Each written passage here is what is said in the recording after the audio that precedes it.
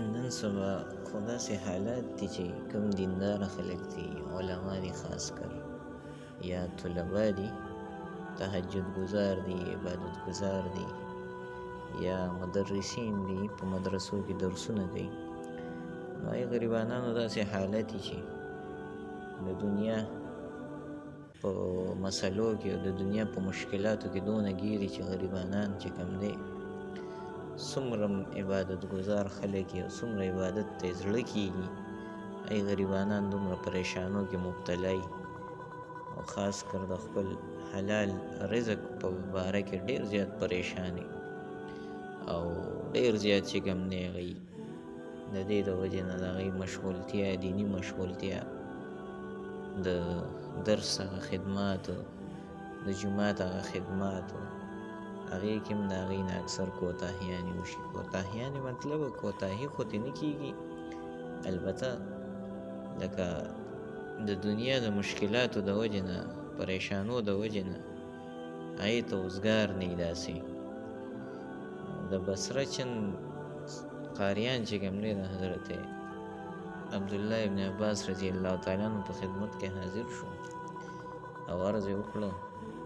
وایي حضرت صاحب زمونږ یو ګاونډی د ډېر زیات روجې نیسي، ډېر زیات تهجد گزار انسان دی او د هغه عبادات چې مونږ وګورو نو مونږ کې هر یو کس دا غواړي چې یاره مونږ دې هم دغه شانته عبادت وکړو. یعنی هر یو کس دا تمنا کوي چې زه دې هم د ده غونته کې عبادت گزار وي. خو مسله دا ده چې د هغه یو لور ده او هغه یې چې کوم دی په نکاح کې خپل وراره له ورکړې ده، خو غربت د وجې نه چې کوم دی هغه سره د جهیز سامان نشته دی چې هغه لور له چې کوم دی څه سامان وکړي او هغه رخصته کړي. نو حضرت عبدالله ابن عباس رضی الله تعالی عنہ هغه حضرات چې کوم دی ځان سره بوتلو، کور ته یې بوتلو، یو صندوق یې کولاو کړو او د هغې نه شپږ داسې تیلې راوباسلې چې هغې کې اشرفیانې وې او دا ټولې پیسې او ټولې اشرفۍ چې کوم دی دې حضراتو ته حواله کړې او ورته ویې فرمایله چې مونږ دغې کس سره ډېر ناانصافي وکړه، یعنی دا مال هغې ته حواله کړه او هغه غریب چې کوم دی ډېر په دقت کې دی د جهیز په انتظام کې. نو مونږ له خو پکار وو چې پیله نه د ده مونږه داسې مدد کړی وی، داسې د سره مو دغه کړی وی چې ده ته اړو مشغولتیا نه وی پرېوتې د خپل عباداتو نه، یعنی د دنیا په دې شیزونو کې دې اړو مشغوله شوی نه وی، ده ته اړو تکلیف نه وی راغلی، څه حرج کې نه وی مبتلا شوی. وایي دا کمبخت دنیا داسې درجه کې ده چې یو عبادت گزار بنده او مؤمنه هغه په حرج کې مبتلا کی، هغه چې کم دی په داسې دغه کې مبتلا کی چې د دین خدمت هم ته دغه کی. نو لہذا دا مال تاسو واخلئ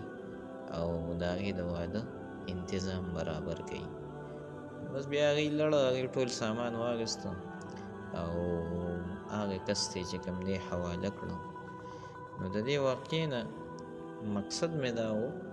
چې نن سبا حالات داسې دي، مشکلات دي، هر کس تاسو ته پته ده د امامت به څه تنخواهي، د مدرس به څه تنخواهي او د مشکلات او